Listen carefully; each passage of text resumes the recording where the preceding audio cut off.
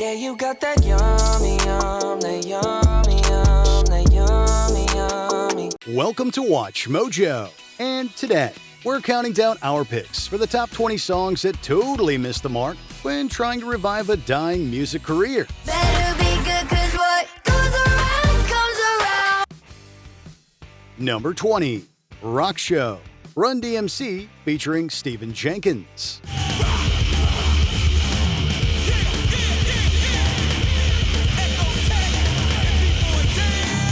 Like ketchup and ice cream, Run DMC and Third Eye Blind are two great things that would be terrible together. As music trends shifted with the rise of rap rock, Run DMC felt their sound was getting a bit stale. Their solution was to collaborate with artists like Stephen Jenkins, frontman of Third Eye Blind, to try to capture some of that new sound.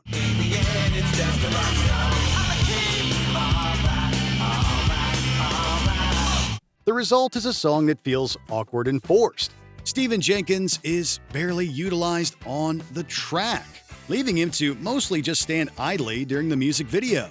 Crown Royal was the group's last album before the death of Jam Master Jay, an incredibly disappointing release compared to their previously groundbreaking material.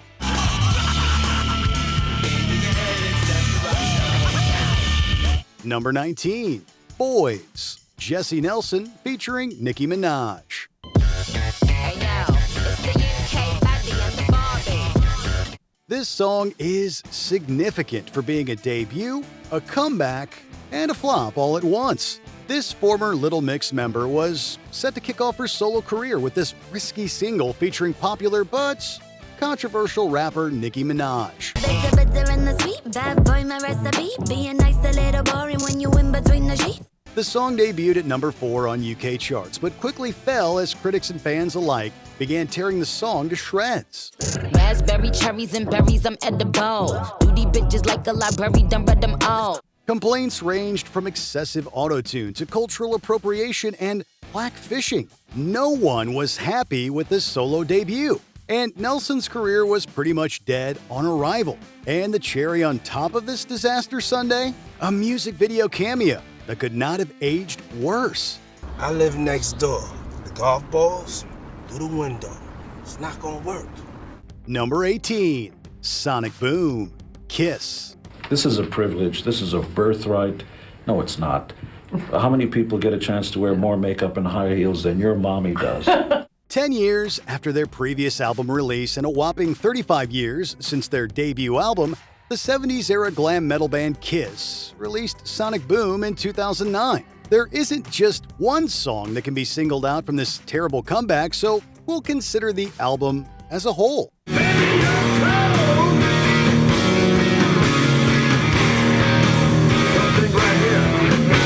Sonic Boom was intended to prove that Kiss was still culturally relevant and able to compete with other younger musical acts rising in popularity. After all, nothing says cultural relevance like a Walmart exclusive album.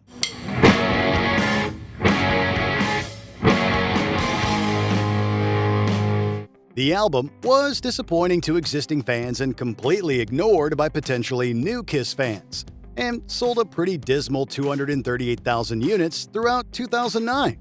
Turn that camera off, Dean. Number 17, Half of Me, Geri Halliwell. Just like an apple, cut down the middle. I only have one match in half. This famous former Spice Girl will always be a cultural icon for her Union Jack dress, but her solo career was slightly less iconic. She initially enjoyed modest success for her solo work, particularly in Australia. But after 2005, she paused her music career to pursue other ventures. 8 years later, Halliwell attempted to revive her career with Half of Me. Only for the foolish, but surely I'm a half of me. A single released exclusively in Australia. When Aussies failed to connect with the Brits' song, Halliwell quietly stopped promoting it. She has since shifted her focus to other projects, including directing, acting, and writing.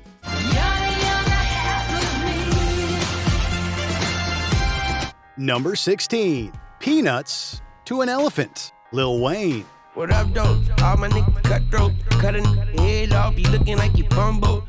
After making fans wait 5 years for new solo music, Lil Wayne came out with this song that definitely doesn't live up to his legendary reputation. Produced by Lin-Manuel Miranda of Hamilton fame, the song's instrumental sounds straight out of an old video game.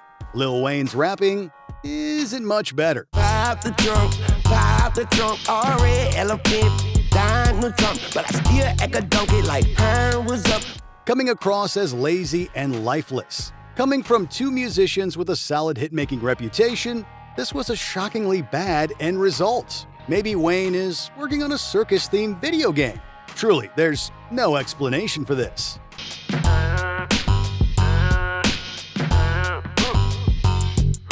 Number 15.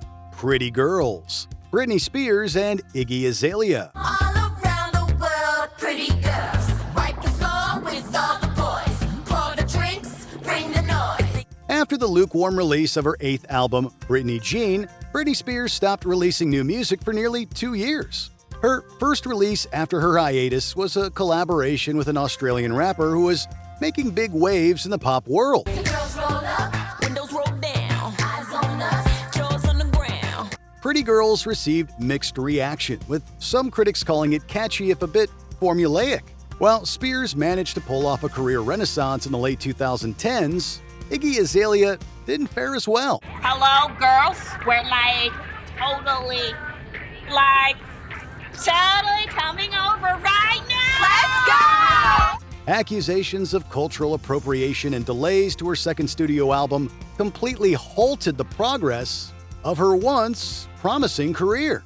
All the boys. What's up, Britney? Number 14. Pretty Girls. Will Smith. I like pretty girls. Girls. Though his career might still be in desperate need of some rehabilitation after the infamous Oscars incident, Will Smith's return to the music industry probably isn't getting the reaction he was looking for. Aged 56 at the time of writing, it seems Smith has lost some of his signature charm in the decades since he graced our screens as the Fresh Prince. There's not a lot of women not pretty to me.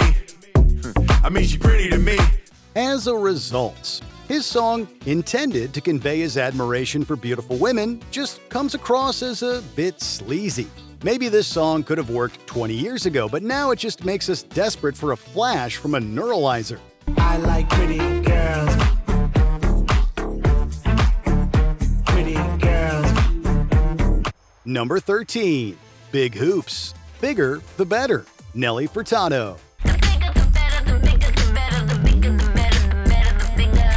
This Canadian singer gifted us with some serious bangers in the early 2000s, ones that still hold up today, like Man-Eater and Promiscuous.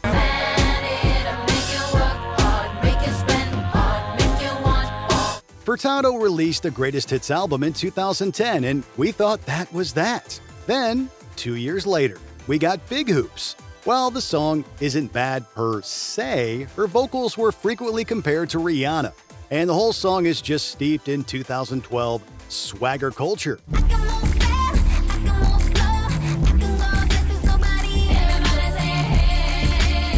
Furtado has continued to release new music, albeit quite sporadically. Since her attempted comeback with Big Hoops, none of her releases have even come close to her former glory. We're still happy to keep the old stuff, though. Number 12. Dumb Blonde. Avril Lavigne featuring Nicki Minaj. I ain't no dumb blonde. I ain't no stupid Barbie doll. As the ultimate pop-punk cool girl of the early 2000s, many of us looked up to Avril Lavigne for her stylish image and rebellious attitude. Dumb Blonde was never part of her reputation, so this 2019 attempted comeback made little sense to begin with. I can flip like a switch and I cut like a blade. The song marked a return to Lavigne's early 2000s sound, but it doesn't measure up to hits like Girlfriend and Complicated.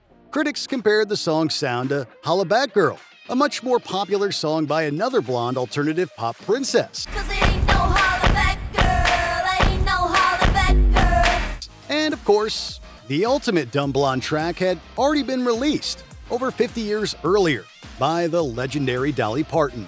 Just because I'm blonde, don't think I'm dumb, 'cause this dumb blonde ain't nobody's fool. Number 11. Chasing the Sun, Hilary Duff.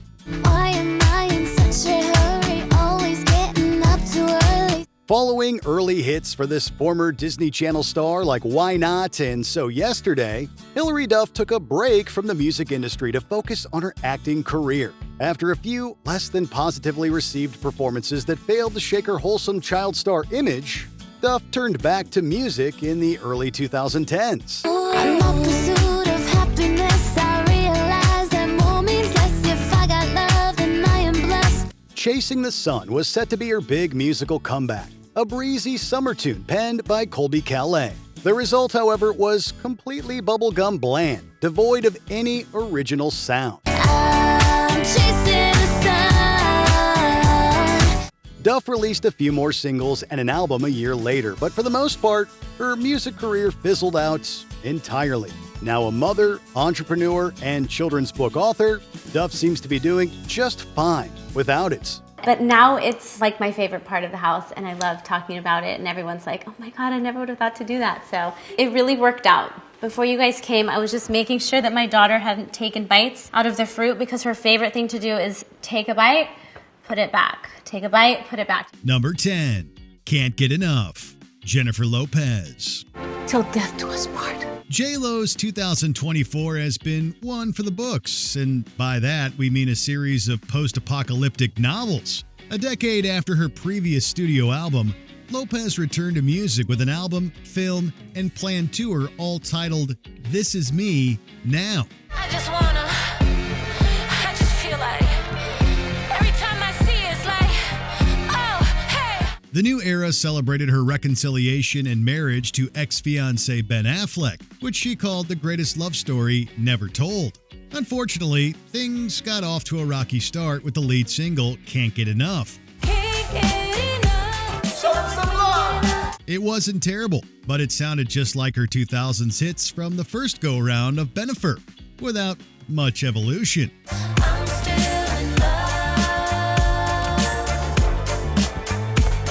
with you, boy. Besides the song's underperformance and derivative nature, its lyrics and wedding-themed video aged poorly. Lopez and Affleck announced their second split before the year even ended. Don't catch it, it's cursed. Number 9.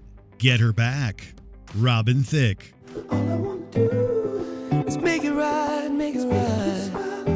The jury on his career was looking blurry. See what we did there? But after this song, his comeback clearly wasn't happening. On Get Her Back, Robin Thicke laments his split from his estranged wife, actress Paula Patton. Not only was the song a far cry from the immediate catchiness of Blurred Lines, but it overestimated the amount of public interest in his personal life. Now wait for forever for you to love me again. All I want to do is keep it light, keep it light. While Thicke may have been a solid B-list name, it relied on the mythology of his and Patton's relationship and banked on people caring about their separation more than they actually did. Let's make it right, make it right.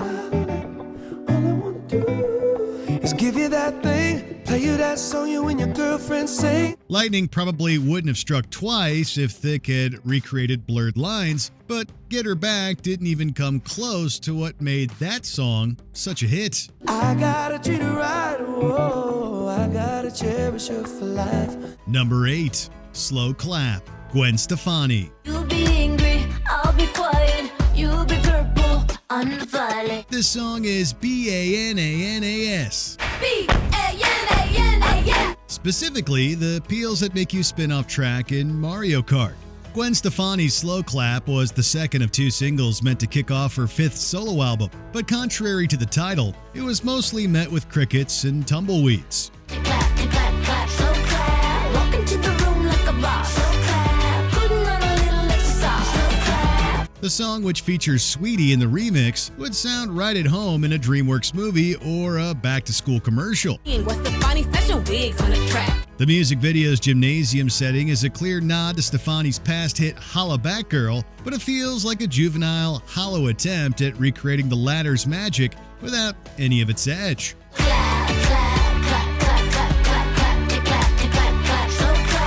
Seeing as its parent album never came, Slow Clap seemingly killed the era. Someone probably should have told her to put the pom-poms down. 5:44 a.m. I surrender. Amen. Number 7. Pom Poms, the Jonas Brothers. Come from miles away just to see how you get down. After a brief hiatus to pursue solo ventures, the Jonas Brothers were ready for their triumphant return with the release of Pom Poms in 2013. The song was catchy, but the lyrics were nonsensical and a bit too juvenile for a group attempting to ditch their Disney image.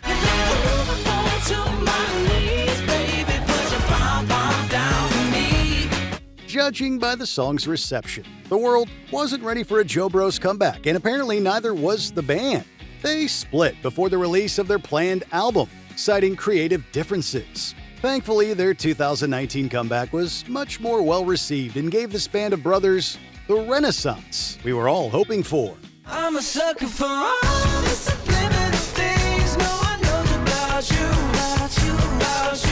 you. Number 6. Yummy, Justin Bieber. Yummy, yum, they yummy, yum, they yummy, yummy. With his 2015 album Purpose, Justin Bieber seemingly achieved the impossible.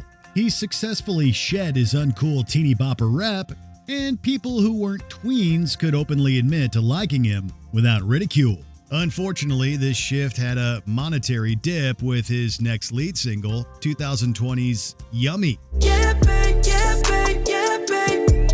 In the morning or late. More of a TikTok soundbite than a full-fledged song, it was nonsensical, repetitive, and made people question his rehabilitated image. Yeah, you got that yummy, yum, they yummy, yum, they yummy, yum. You stay flexing on me. Unlike many of the other songs here, Yummy was a major hit and didn't derail Bieber's career. However, its inescapability added to its annoyance. Even though it was universally panned, it was still absolutely everywhere. You got that yum, yum, yum. Despite the lyrics and visuals bringing to mind a stomach or toothache, it was really our ears that suffered with this one. Any night, any day. Say the word on my way. Number 5. Karma, JoJo Siwa. I was a bad girl. I did some bad things. With dance moms and YouTube fame, JoJo Siwa built a media empire on rainbows, glitter, and countless brand deals before she even reached adulthood. Like many child stars, she soon felt she had outgrown her kid-friendly image and longed for a rebrand. Karma was intended to usher in a new era for Siwa, and apparently pop music entirely, according to the singer. Karma's a bitch, and she's with you right now. She swapped neon rhinestones for black ones and dropped this tune that the internet absolutely ripped to shreds. It was painfully obvious that Siwa was no bad girl, despite how desperately she wanted to appear like one. Better be good, 'cause what goes around comes around. Time will tell if she'll ever be able to recover her image from this major flop, but so far, it's not looking good. And she's with you right now. Number 4. Too Cold, Vanilla Ice. Collaborate and listen. Ice is back. I got a brand new invention. This comeback was a brand new invention in some ways and a retread of old ground in others. 8 years after the success of 1990's Ice Ice Baby, Vanilla Ice released his third album, Hard to Swallow. Rather than continuing the playful pop rap of his early career, it adopted a totally different sound, nu metal. If there was a problem, yo, I'll solve it. Check out the hook while my DJ revolves it. The lead single, Too Cold, was a reworked version of Ice Ice Baby in the style of Korn and Limp Bizkit.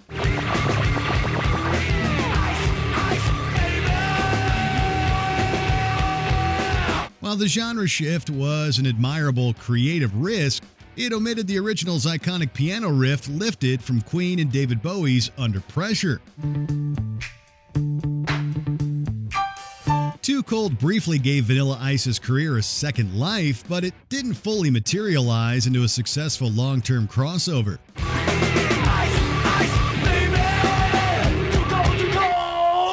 Number 3. Filthy, Justin Timberlake.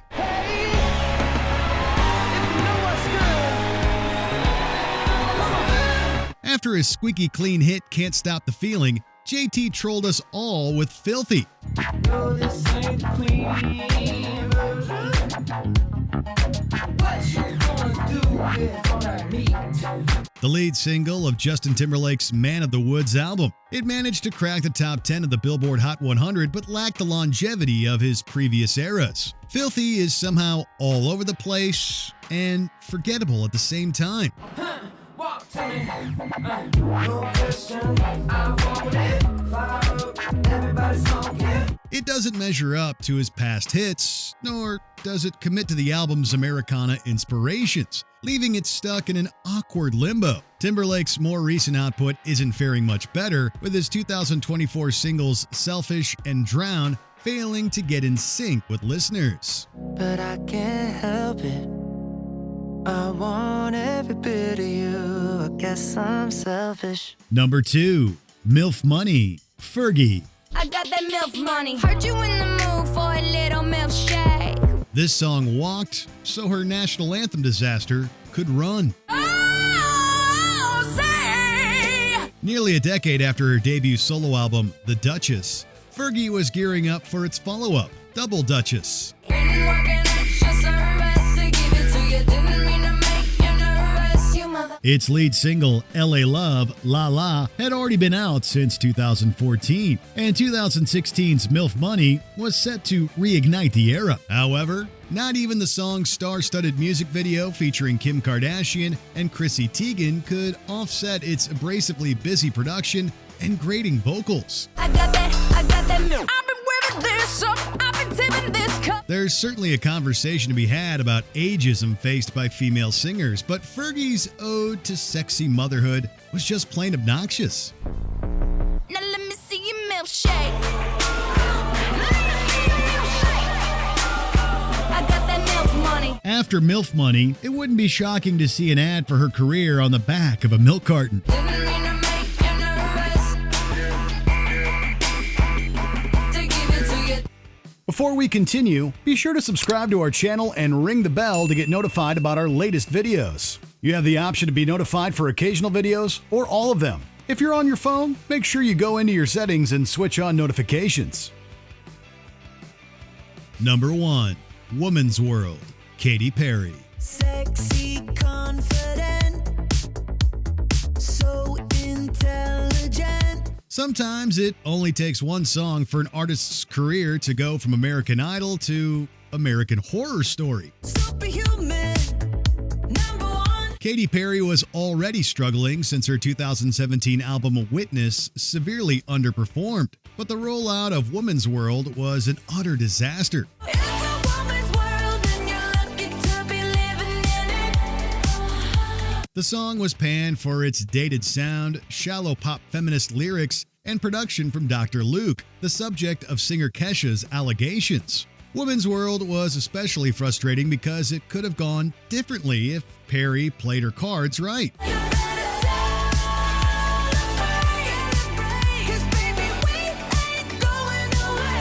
In the year of Chappell Roan and Sabrina Carpenter, the greater pop landscape was the closest it's been to her campy style in recent memory, and the hype was there. Unfortunately, the song missed the mark, crushing any hope of a comeback. It's a woman's world, and you're lucky to be living in it. Which of these artists deserve a second chance at a comeback? Let us know in the comments. I'll be your icon. Watch me prove you wrong.